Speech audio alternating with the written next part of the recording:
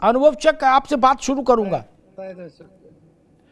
क्या विपक्ष के हाथ से मुद्दा छीनने के लिए सरकार इस फैसले पर पहुंची है अचानक से? चूंकि चर्चा हो रही थी, प्रतीक्षा हो रही थी कि पाकिस्तान पर कोई निर्णय आने वाला है। अरे श्रीमती जी, कुछ तो सस्ता लो। नहीं श्रीमान जी, सब बढ़िया लो। इसमें क्या खास बात है? थोड़े में ज्यादा स्वाद, यही तो है इसकी खास बात। क्या स्वाद है? अरे मेरे राजा, सबका राजा प्योर मसाला। अब छोलिया हो या लोबिया, सफेद चने या काले चने, सब कुछ मजेदार बने। और निर्णय अश्विनी वैष्णव के हाथ के जेब से पर्ची निकली, उसमें आ गई जात की गिनती। नहीं, बैठक सेनाध्यक्षों के साथ हो रही थी, राष्ट्रीय सुरक्षा सलाहकार के साथ हो रही थी। ऐसा नहीं था कि कोई सामाजिक जीवन के लोगों के साथ बैठक हो रही थी जो जात के गणित को समझते हो, सामाजिक जीवन के बड़े लोग हो, देश में जिन्होंने काम किया हो, जंगलों में घूम घूम के जातियों के बीच में, ऐसे लोगों के साथ तो बैठक नहीं हो रही थी। बैठक हो रही थी जो गोला बारूद का मामला जानते हैं, और उनके साथ बैठक का परिणाम ये आया। अब ये विपक्ष वाले भी हतप्रभ हैं, समझ ही नहीं पा रहे कि आप तो आए एकदम आंधी तरीके से और इनके हाथ से इनका झंडा छीन के निकल गए। अनुभव चक, देखिए अमिताभ जी, सबसे पहले तो जाति जनगणना का जो ऐतिहासिक निर्णय नरेंद्र मोदी सरकार ने लिया है, उसका सभी लोग स्वागत कर रहे हैं। एक ऐसा निर्णय जिससे वंचित वर्ग का कितना भला होगा, वंचित वर्ग जिसकी मांग को लेकर दशकों से आंदोलन करता रहा और पिछली कई सरकारें उनकी मांगों को अनसुना करने का काम करती रहीं, वही राजनीतिक दल जब वो विपक्ष में आए तो वो अपनी मांग बताकर, जब आज नरेंद्र मोदी जी सरकार ने उस निर्णय को सबके सामने लाया है, तो उसका श्रेय लेने में जुटे। इसका मतलब सभी लोग चाह रहे थे कि जाति जनगणना होनी चाहिए, और आज भले ही सब उसका श्रेय लेना चाह रहे हो, लेकिन अंतोगत्वा इसका लाभ तो वंचित वर्ग को मिलने वाला है, और इसके लिए सरकार के इस कदम की सराहना करता हूँ। दूसरी बात जो अभी आपने कही कि कल बैठक हो रही थी और इस तरीके की बातें थी, तो बैठक में जो निर्णय हुए, जो उन्होंने आपस में चर्चा करी, उसका परिणाम भी अति शीघ्र देखने को मिलेगा। अभी तो ये जो परिणाम आया है जाति जनगणना को लेकर, जरूरी नहीं कल इस पर मंथन हुआ, मंथन इस पर पहले से चल रहा था, उसकी घोषणा कल हुई। अब विपक्ष उसको राजनीतिक माने, विपक्ष उसको किसी और नजरिए से देखना चाहे, विपक्ष का अपना आउटलुक है, लेकिन देश की जनता इस निर्णय से बहुत खुश है। मसला ये है, मैं अशोक जी की बात करूं, लेकिन अनुभव भाई मसला ये है, मैं तो बड़े प्रैक्टिकल बात जानता हूं। जी हम गिनती हो जाए तो मेरा कोई नुकसान नहीं, गिनती ना हो तो कोई नुकसान नहीं। और वैसे मैं मानता हूं कि जो चीज समाज में है उसकी गिनती होने में क्या नुकसान है। समाज में जात है तो जात की गिनती होनी चाहिए, क्यों नहीं होनी चाहिए। भारत के समाज में जाति अंतर्निहित है। धर्म बदला जा सकता है, जाति नहीं बदली जा सकती कभी। धर्म चाहे दिन में 3 दफे बदलो, कोई पुलिस नहीं पकड़ रही, लेकिन जात नहीं बदल रही, तो जात की गिनती होनी चाहिए। लेकिन हमारा सिर्फ मसला इतना था अशोक बयान है कि कढ़ी बन रही थी चौके में, अनुभव चक, सब देख रहे थे कि कढ़ी बन रही है, और पर्स के आ गई आलू टमाटर की सब्जी, तो थोड़ा दिमाग घनचक्कर हो जाता कि गुरु बना कढ़ी रहे थे, ये आलू टमाटर कहां से आ गया। बस इतनी सी बात है, बाकी शेष कुशल है, फिर कोई समस्या नहीं। आलू टमाटर बन रहा होता तो कोई दिक्कत नहीं थी, देश कढ़ी की अपेक्षा कर रहा था, आ गया आलू टमाटर, बस मसला इतना सा है। अशोक जी, एक जनरल परसेप्शन है कि आपके हाथ का झंडा ये भागते हुए आए पीछे से और सट से छीन के चले गए। अब इतनी जल्दी दोबारा से कोई नया मुद्दा ढूंढना और उस मुद्दे को वहां तक परवान चढ़ाना, इतनी जल्दी तो सहज तो है नहीं।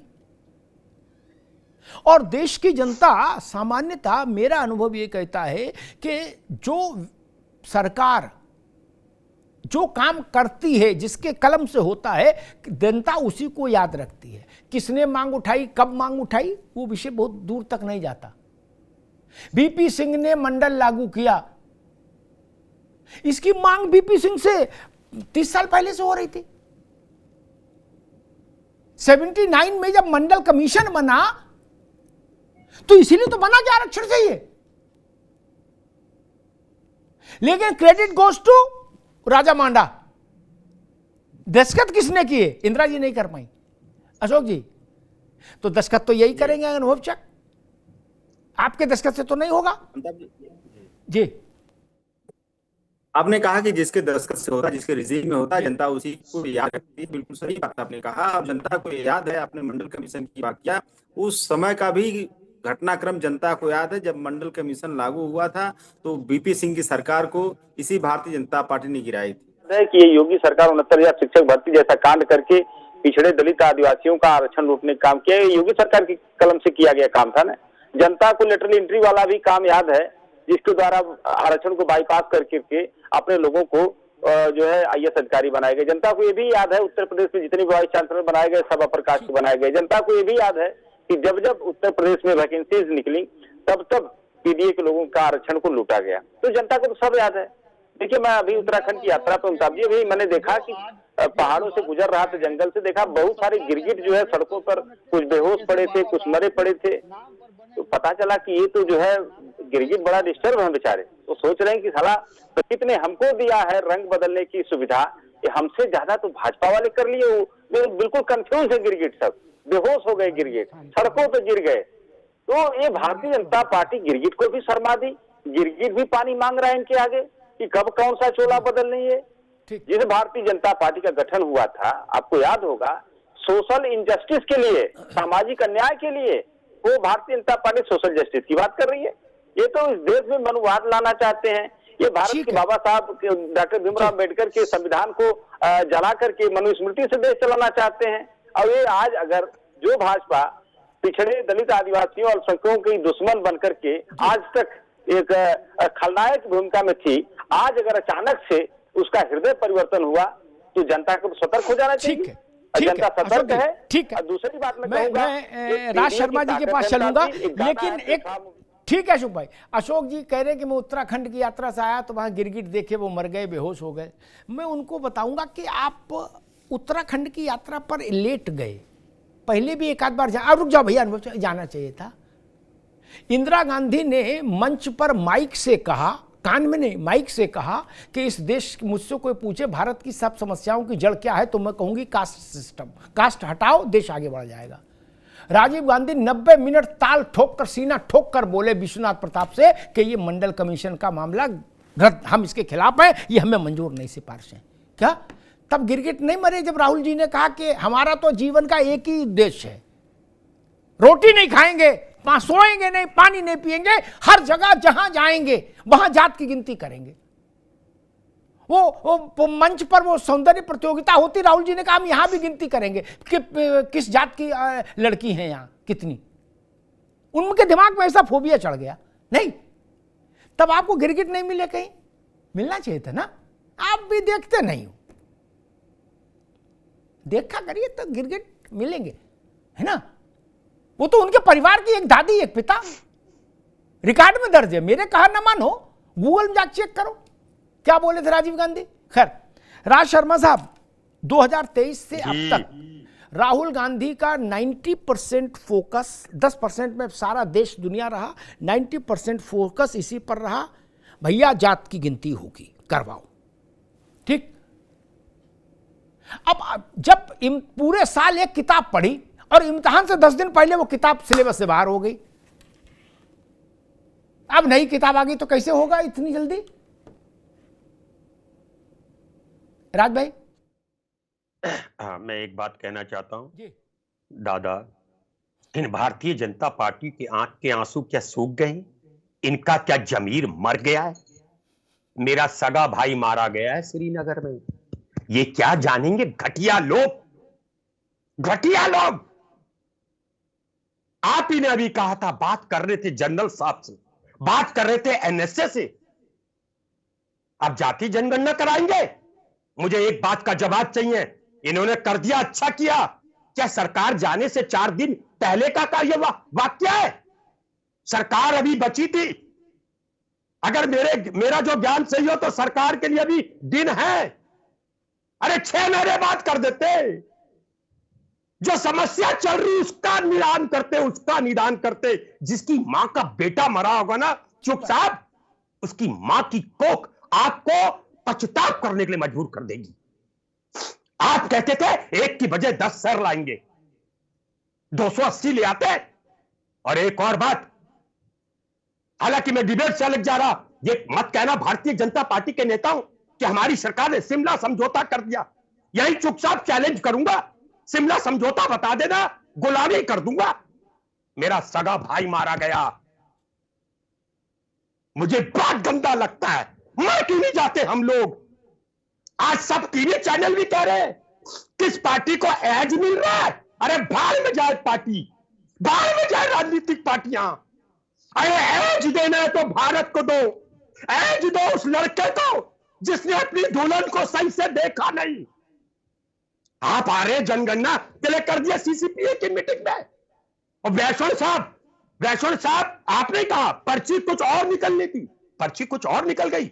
और एक और बात, मेरे जैसा साधारण आदमी कहे तो चल जाएगा, एक उत्तर प्रदेश का उप मुख्यमंत्री कहे Rahul and company what the bloody is going on, ये करने जा रहे हो चुपचाप? मर जाओ डूब के। अरे गिरगिट भी अच्छा है, सांप भी अच्छा है आप लोगों से। अरे आप लोगों से सांप अच्छा है। आप लोग तो अरे अब तक मार दिए होते 10-20। अरे सिंधु नदी का पानी, अरे खेत में नहर का पानी एक किसान रोक नहीं पाता, आप क्या रोकोगे? मैं चैलेंज कर रहा, रोको। बूढ़े हो जाओगे और आपके नेता शायद जिंदगी में रहे ना रहे। दादा बहुत दुख है, और देश की जनता सब देख रही है। बिल्कुल गंदी हरकतों से बाहर जा जाओ। ठीक है राज भाई, जितने लोग शहीद हुए उन सबके प्रति इस मंच की श्रद्धांजलि उस दिन भी थी, आज भी है और हमेशा रहेगी। भारत उनके बलिदान का ऋणी है और हमेशा रहेगा। जहां उनके परिवारी जन, मां हो, पत्नी हो, पिता हो, भाई हो, उनकी आंख से जहां आंसू निकले वहां इस देश की हथेली होनी चाहिए।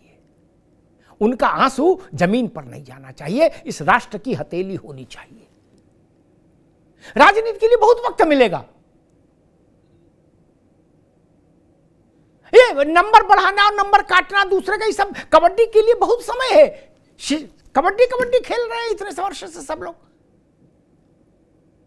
लेकिन इस शहादत का कर्ज भारत के सिर पर है, नेताओं के सर पर नहीं, भारत के सर पर है। नेता बहुत छोटी चीज है, नेता भारत नहीं हो सकता कोई, ना कोई पार्टी भारत हो सकती। उसका प्रतिकार होना ही चाहिए। अनुभव चक जी, आपकी पार्टी सरकार में है इसलिए आप ज्यादा गौर से सुने, उसका प्रतिकार होना ही चाहिए। कोई किंतु परंतु इफ बट भारत को स्वीकार्य नहीं होगा। लिख लीजिए मेरी बात, कोई दांव पेच भारत को मंजूर नहीं होगा, नहीं होगा, नहीं होगा। क्या विद्वान लोग कह रहे मैं नहीं जानता, रणनीतिकार क्या कह रहे वो जाने, देश क्या कह रहा है इसकी समझ मुझे भी है। देश कह रहा बाकी सब किस्सा कहानी है, पहले प्रतिशोध होना चाहिए, बदला होना चाहिए उन 28 लोगों के बलिदान का, बाकी काम बाद में। बाकी सब चीजें बेकार हैं अभी। और घर में शोक हो, घर में पार्थिव शरीर रखे हो, शव रखे हो, तो कोई दूसरी बात अच्छी भी नहीं लगती। घर में शोक हो, राष्ट्र घर है, वहां शोक है, इसलिए और कोई बात अच्छी नहीं लगेगी अभी। थोड़े में ज्यादा स्वाद यही तो है इसकी खास बात। वाओ मामा क्या स्वाद है, अरे मेरे राजा। दादी के हाथों का जादू और खुशबू से महकता घर, माँ की मुस्कुराहट और खाने की सुगंध। MDH गरम मसाला, क्योंकि हर रिश्ता है स्वाद से जुड़ा।